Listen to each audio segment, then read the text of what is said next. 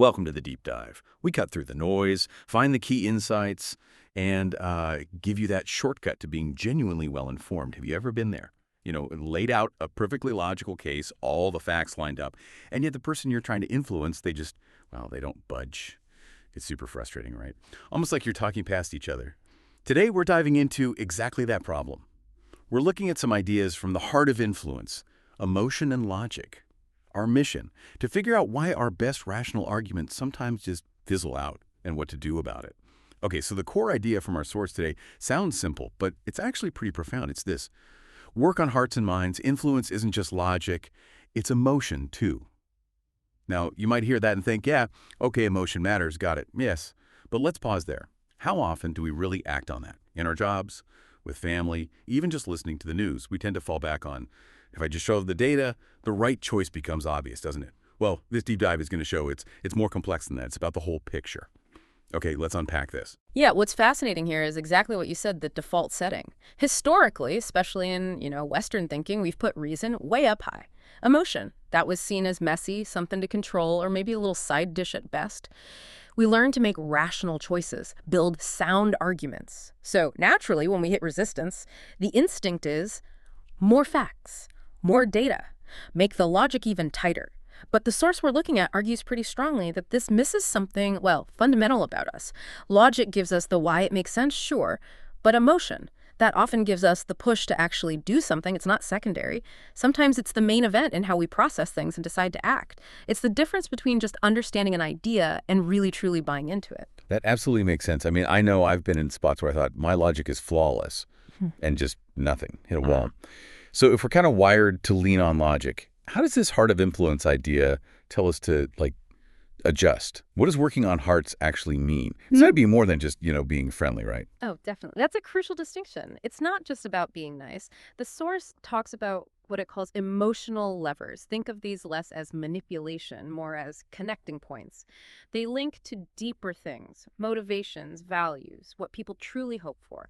For example, think about belonging, that very human need to feel part of something, a team, a community, or aspiration, that drive we have to get better, achieve more, improve things. Fear of loss, that's a big one too. Psychologically, we're often more motivated to avoid losing something than to gain something equivalent. And then there's empathy, connection, tapping into that shared human experience. These are like the background currents, They determine if a logical point actually resonates or just sort of floats by. So explaining a new policy with just data points that hits the mind, but framing it like this will help our community grow stronger, or this protects what we value for our kids, now you're tapping into belonging, maybe aspiration, maybe even a touch of protective fear. You're engaging the heart too. Impetus for action. I like that framing. It really clicks. Okay, here's where it gets really interesting, especially if you're trying to use this. Let's go back to that hiking example, maybe flesh it out a bit more. Say you're trying to convince your friend, let's call her Sarah, to tackle a new, tougher trail. You can hit her with the logic. Sarah, look, it's rated moderate to hard, it's an 8-mile loop, and hey, hiking burns like 500 calories an hour, it kicks your fitness boxes. That's all mind stuff, logical anchors. But what if Sarah secretly admires people who push themselves? Or maybe she's been feeling stressed, disconnected from nature. Then the emotional lever approach might sound different. Maybe something like, Sarah, just picture standing on that peak. Seriously, the view knocks you out. It's such a feeling of accomplishment, And honestly, after the week you've had, just imagine totally unplugging, feeling that quiet out there in the mountains. It'd be amazing. Plus, hey, we tackle it together. Really clear our heads. See? Facts about calories and miles. They're still there, maybe in the background. But now they're wrapped in something that speaks to her desire for achievement, for peace, for connection. You're not just listing facts. You're painting a picture that connects with her heart. Exactly. And critically, the source emphasizes this isn't about replacing logic. You can't just ditch it. The mind still needs that validation. These logical anchors are essential. They ground the emotion in something real, something credible. If you said the view is breathtaking, but Sarah knows the hike is entirely in a Jeep forest. Yeah, it falls flat. Yeah. Instantly. Right. The emotional appeal loses all credibility because the logical anchor isn't there. The mind looks for that consistency. So logical anchors, these are your verifiable facts, your data, statistics, maybe testimonials, expert opinions, clear step-by-step reasoning. They provide the why this actually makes sense to back up the why this feels right. Without solid logical anchors, even a well-intentioned emotional appeal can come across as well, flimsy, or worse, manipulative. It might work short term, maybe, but it won't build real, lasting influence. Think about cognitive dissonance, right? If your heart says yes, but your head is screaming, this makes no sense, you've got a problem. Real influence helps align both. Okay, so it's not step one, step two.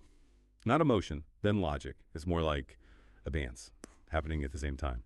Which brings up a really practical question for anyone listening.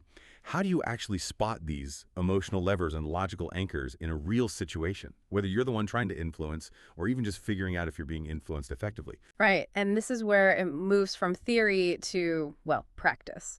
The source suggests getting better at two things, empathy and analysis. For the emotional levers, it really comes down to active listening and observation. What does this person actually talk about?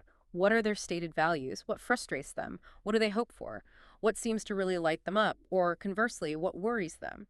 Are they driven by feeling secure, by growth, connection, freedom? Often, the language people use gives you clues. If someone keeps talking about making an impact, maybe their lever is about contribution or legacy. If they always focus on stability or planning, maybe it's security. You have to tune in. Then for the logical anchors, it's about figuring out what kind of evidence this specific person trusts. Are they a show-me-the-numbers person? Do they respond better to stories like case studies or personal accounts? Is it expert agreement they need? You sort of have to ask yourself, what would make this argument undeniable for them? Some need that hard data. Others need to see the process laid out clearly. Some want to know the return on investment. Others need social proof. The key thing is, it's not one size fits all, not even close. For real influence, you're kind of mapping their internal world, seeing the emotional currents and the logical structures they rely on. That's really powerful. It's about tailoring, deeply tailoring, not just pushing your message out, but actually speaking their language. Both languages, emotional and logical. Yep. So what does this all mean then? For someone just trying to navigate their day, with all the information, all the competing voices, how does getting this hearts and minds thing give them that shortcut we talked about to being better informed, maybe more influential too? Well, it means you can move past just surface level persuasion tactics. When you encounter any argument, could be in politics, could be an ad, could be a colleague's proposal, you now have this dual lens. You're not just hearing the state of facts, the logic. You're also asking, okay, what emotions are they trying to connect with here? Are they tapping into my sense of community, my fear, my ambition, my desire for fairness? And then the crucial next step, are those emotional appeals actually supported by solid logic? Do the anchors hold up? That filter helps you sort genuine influence where heart and mind align from, say, pure emotional manipulation on one side or dry, disconnected logic on the other.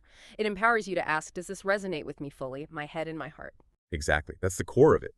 This deep dive, I think, really shows that this holistic approach, working on both hearts and minds, isn't just like a nice to have. It's fundamentally more effective.